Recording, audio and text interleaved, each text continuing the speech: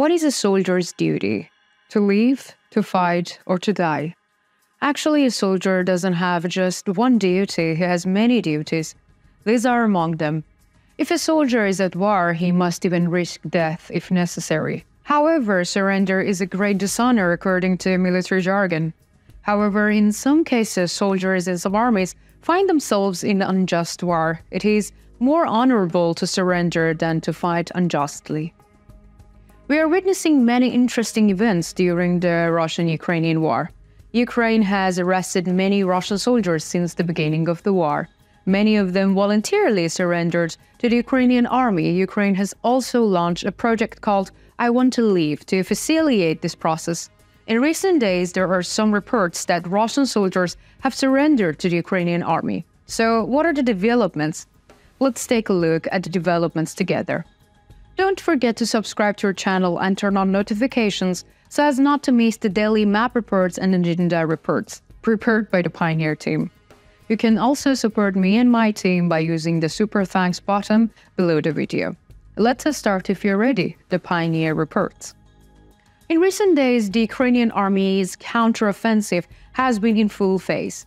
Attacks are continuing at many points. The Russian army has suffered many casualties during these attacks. One of the important reasons for these losses is that the Russian war leadership is not providing adequate support to the Russian soldiers on the front line. As you will remember, in the past days, Russian soldiers on the Bakhmut front line made statements. In these statements, it was stated that the tank ammunition was hollow and the ammunition had no explosive properties.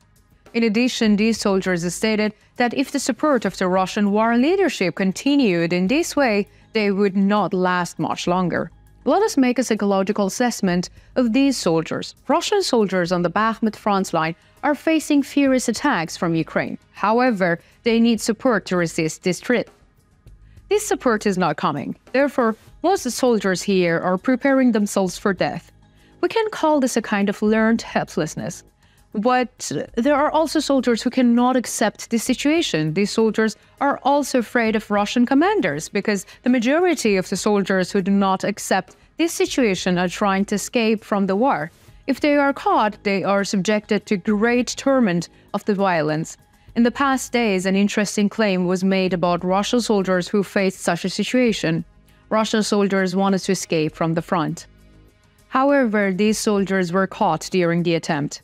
Russian commanders also tormented these soldiers. Russian soldiers were subjected to many insults and beaten in the center of the headquarters. Of course, this is the information we have obtained from the reports of local sources.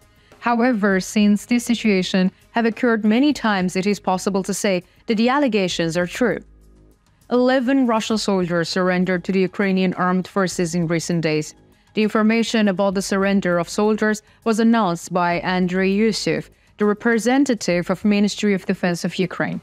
According to Yusuf's statements, these 11 Russian soldiers were persuaded by a force of the Russian Lieutenant Daniel Alfreyrov, who had previously surrendered to the Ukrainian armed forces. Andrei Yusuf, the representative of the Ministry of Foreign Affairs of the Ministry of Defense of Ukraine, made statements about the surrender of these soldiers. In these statements, Yusuf used the following statement. Russian Lieutenant Daniel Alfreyrov have actively cooperated with the Ukrainian Defense Forces since June 2023. He persuaded 11 more of his comrades to surrender from the Russian army to the Ukrainian captivity, where their lives were in danger of being subjected to massive torture and meat attacks. When there was a threat to the Alfreyrov's life, Ukraine organized a special operation for his controlled withdrawal to Ukrainian territory. He preferred to be on the side of Ukraine. Many Russian servicemen trusted him. Thanks to him, many Russian soldiers surrendered. Alfreyrov's effort will never be forgotten. He took an honourable stand against Russia's unjust aggression. The news about the surrender of the Russian soldiers to the Ukrainian armed forces dropped like a bomb on the agenda.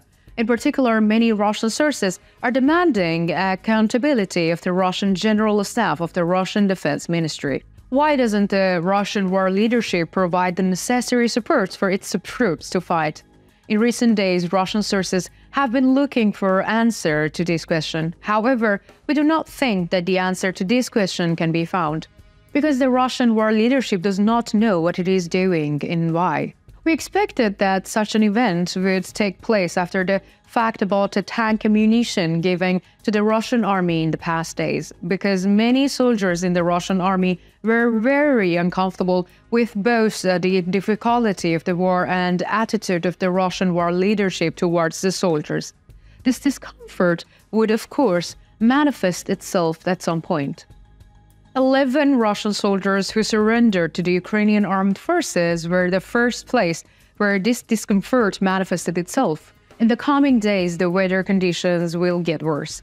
The need for shelter and heating of the Russian soldiers will increase. However, the needs of the Russian army are not met even during normal weather conditions on the front line. With the arrival of winter conditions, this problem will grow even more. Therefore, many Russian soldiers will prefer to surrender to the Ukrainian army instead of struggling with these difficulties and dying. When this scenario is realized, the Ukrainian army's winter offensive will take place. If the Russian army is unable to compensate for its losses and protect its troops, the Ukrainian army will make more gains than it did in summer offensive. But will this scenario come true? There is one more piece of information that can answer this question. As you know, the Ukrainian army dealt a heavy blow to the Russian army with the attacks it organized on the Crimean Peninsula. In particular, the Russian Black Sea Fleet was heavily damaged as a result of the attacks of the Ukrainian army. According to recent reports, the Russian army is trying to compensate for losses. However, the compensation method is quite interesting because this method clearly reveals the situation in which the Russian Federation is in.